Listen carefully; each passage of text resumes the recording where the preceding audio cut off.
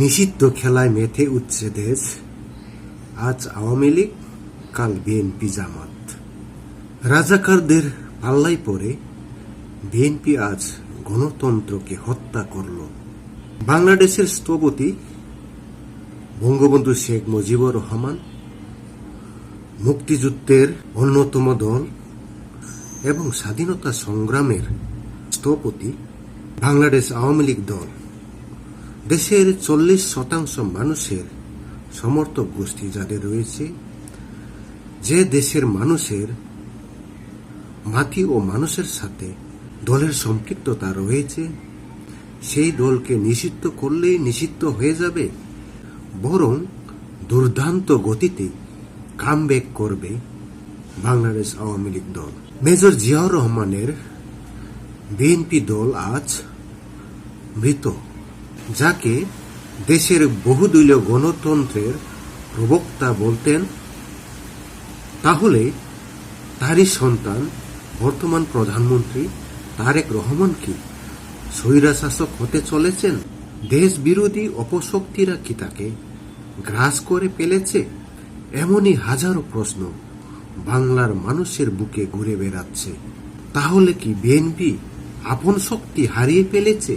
এমতাবস্থায় বর্তমান সরকার বিএনপির কাছে দেশ ও দেশের মানুষ নিরাপত্তা পাবে কিভাবে? 1971 সালে মহান মুক্তিযুদ্ধের সময় আমাদের দেশের 30 লক্ষ মানুষকে গণহত্যা করেছিল। তাদের সাথে সংসদে গিয়ে সরকার এবং বিরোধী দলের মধ্যে মত পার্থক্য কিছুই দেখতে পাচ্ছি না।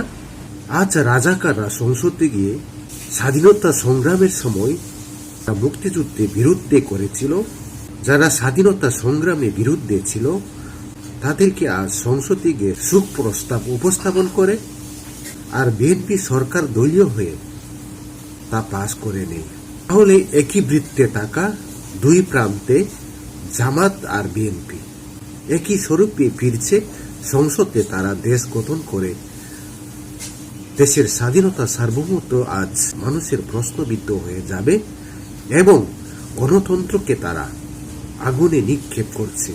কেননা আজ দেশের সর্ববৃহৎ দল আওয়ামী লীগকে নিষিদ্ধ করার ফলে বিএনপির প্রতিপক্ষ হিসেবে আর এ দেশের রাজনীতি প্রতিপক্ষ থাকলো না এবং জামাতি ইসলামকে বিরোধী দল বানিয়ে উন্মাদ হয়ে রয়েছে, যার ফলে আওয়ামী লীগই একমাত্র বিএনপির গলার কাটা হয়ে দাঁড়ায় এবং নিষিদ্ধ করলে তাদের দেশ শাসনে কোনো আর অন্তরায় হয়ে দাঁড়াইবে না। যার ফলে আওয়ামী লীগকে নিষিদ্ধ করার ঘোষণায় জামাত শিবিরের সিদ্ধান্তে অটল রয়েছেন বিএনপি দল। তাদের সুবিধা দেশের কাঁটাকে আজ উপড়ে ফেলা হয়েছে। কিন্তু এভাবে কি বাংলাদেশের মাটি ও মানুষের দল আওয়ামী লীগকে নিষিদ্ধ করা সম্ভব? কখনোই না।